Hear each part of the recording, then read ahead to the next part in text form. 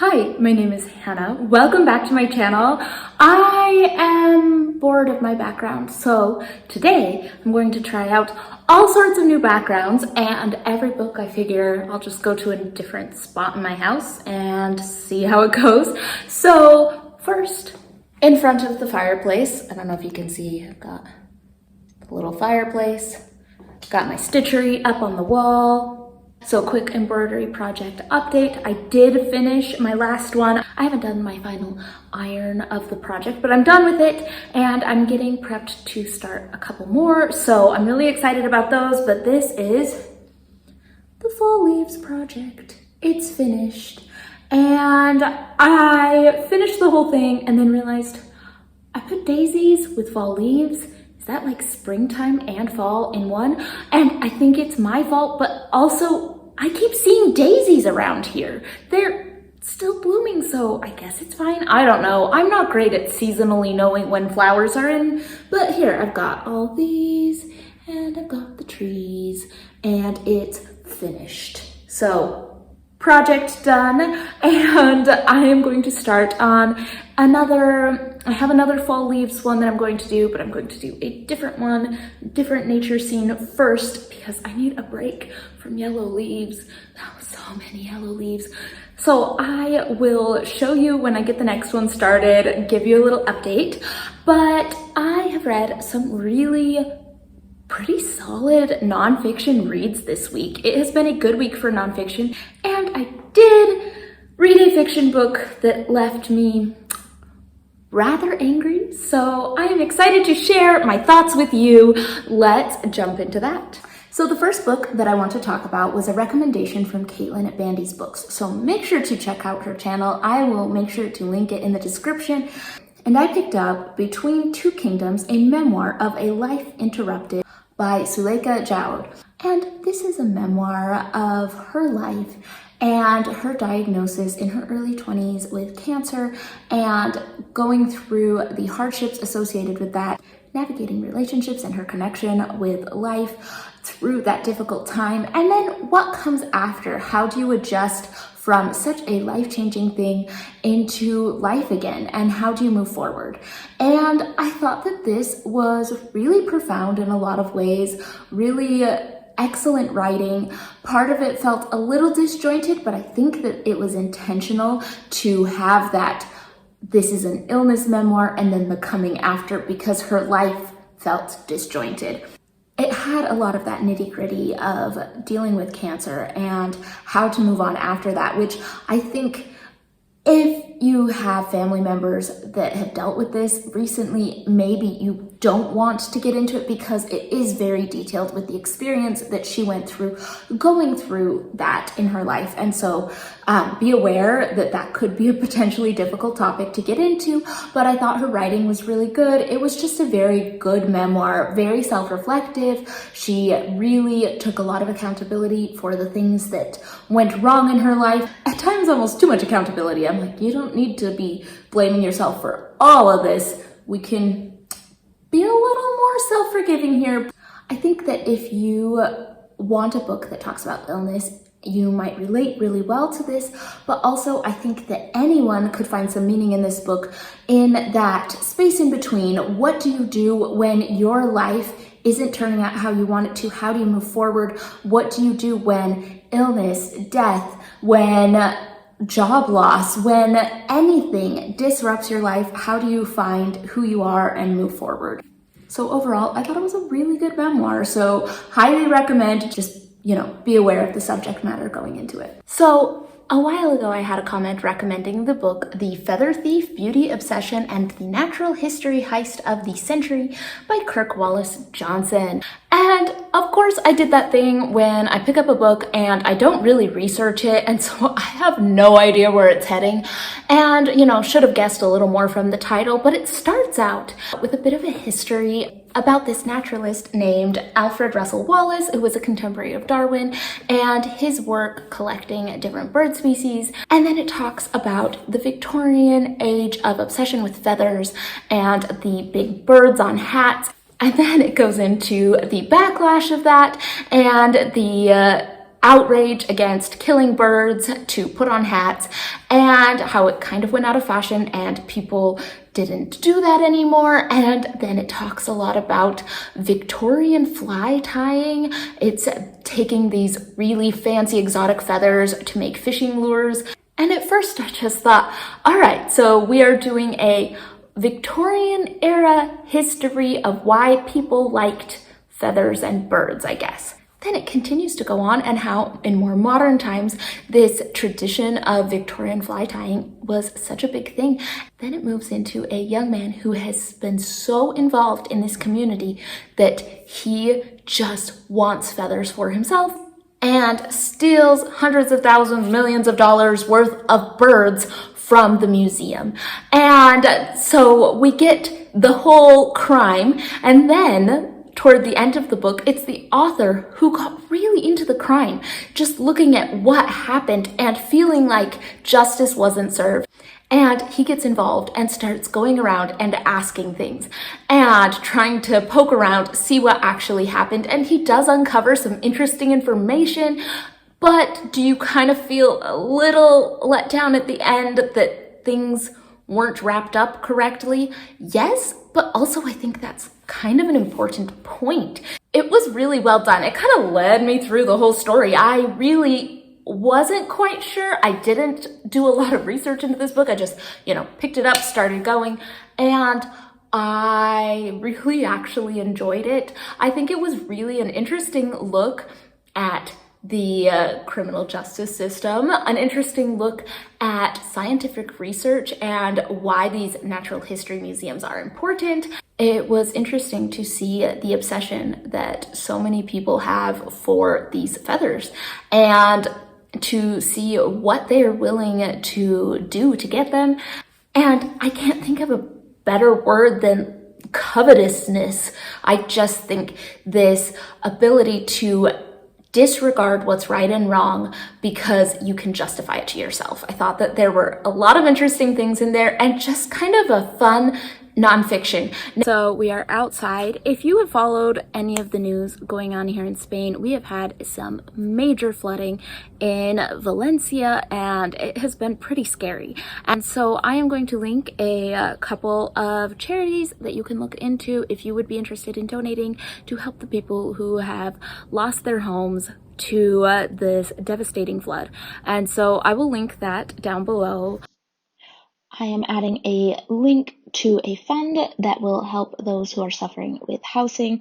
I will also add a link to donate to the food bank in Valencia, although I think that you do have to be in Europe because it is just having you do a bank transfer. If you also would like to check out, I will have a list of affected bookstores, and if you would like to order from them, it may take a little while to fulfill your order, but you could support these bookstores as they try to recover from the devastation that they have faced. But we have had some flooding warnings here, but luckily everything has been fine where we are. I know there has been a little flooding in Barcelona, but here luckily we have been safe. So stay safe if you're in Spain. There have been a lot of weather events. The next book is a book that I found on the list of the 67 best Canadian literature books of the 21st century that was compiled by Jolene at Bookworm Adventure Girl. I will make sure to link her channel down below. Go check her out. This list was amazing. And I picked up Run Towards the Danger by Sarah Polley. And I didn't know who this was. She is a Canadian actor who has acted and directed in some very popular Canadian TV shows. I was not aware of that going in. I don't feel like that was super necessary to be able to enjoy this book. She tells some stories of her past and her life, and they were really heartfelt and hard to hear. If you want a book that makes you feel like, never gonna have my child be a child actor, this is a good one. She does talk about some of the dangers that she was put in front of. and some of the difficulties that she had as a child actor. And so her stories were really good. I don't know if this is a memoir that is going to stay with me super long term, but I do think that she had some really good things in there. And something that I do think will stick with me was the title of the book. She talks in her last story about problems related to a concussion that she had and how she had headaches and just couldn't do what she used to be able to do.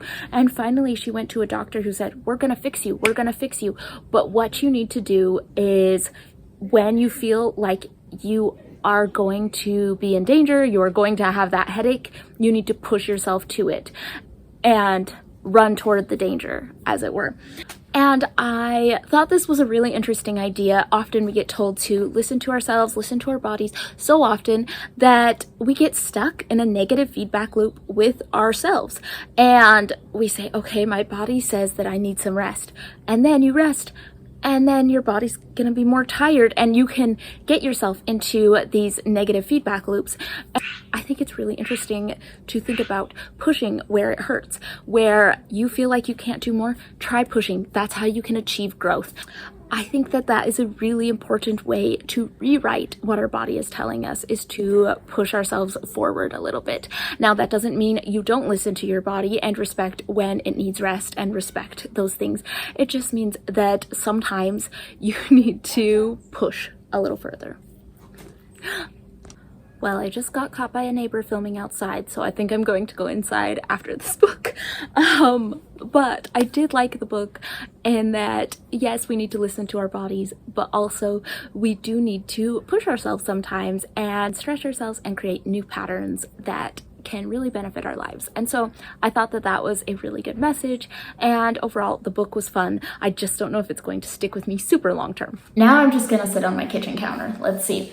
So the next book was a recommendation from Jamie Kate, and so I will make sure to link her channel down below. And this is The Center by Aisha Manasir Siddiqui. And this book is following our main character, who gets into a relationship with a man who seems to speak so many languages just flawlessly, and she can't figure it out. And when she brings him home to meet her parents, suddenly he's speaking Urdu completely fluently. And he says, I learned it for you, but it's too good. And he learned it in 2 weeks. What is going on? And she demands answers. Something is going on here, right? Like, that's crazy. So she demands answers, and he tells her that he has a method. And the method is he goes to this place called the Center, and it's highly secretive, and he can't tell anyone about it. He can only tell her because he's going to recommend her to go there. And it's $20,000 for a 10-day course, and you will learn a language fluently. So our main character, Anissa, thinks, okay, well, I'm going to try this. I've always wanted to be a translator of great works of literature, and I want to go learn some German. So she goes to this center. She can't have her laptop. She can't have her phone, and she has to eat what they tell her to, do what they tell her to the whole time. And it's kind of boring, but also kind of easy. You just spend most of your day listening to somebody tell their life story in their native language. And at a certain time, at a certain point, it's like a switch is flipped and she can understand everything and is 100% just not just fluent, but better than a native speaker, just knows the language. And how did that happen? And so she decides to go back for Russian, and she starts to discover some secrets, and she starts to become good friends with the person who runs the center. And you can definitely see how this is a bit of an interesting premise for that mystery thriller. And I was kind of on board at first because I feel like it's a compelling enough premise, especially if you have learned a language or tried to learn a language. You can see how much you would spend a lot of money if in 10 days you could speak. I was really on board with that. And then we get a little way past halfway and she discovers the secret, and it's all kind of downhill from there.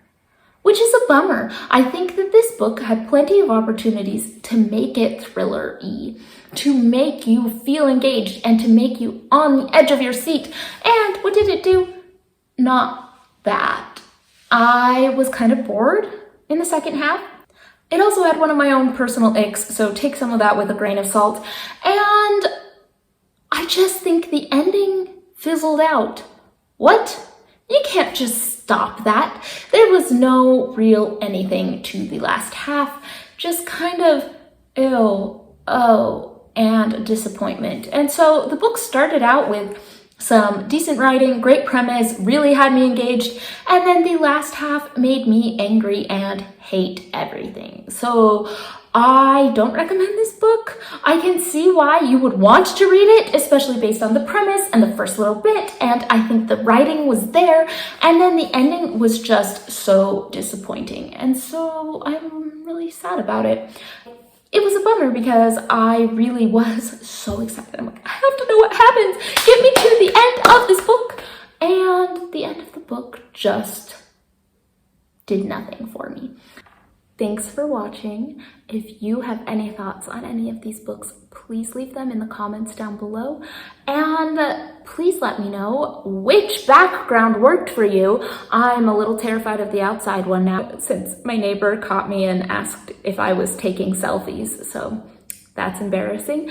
But I will see you all on the next one.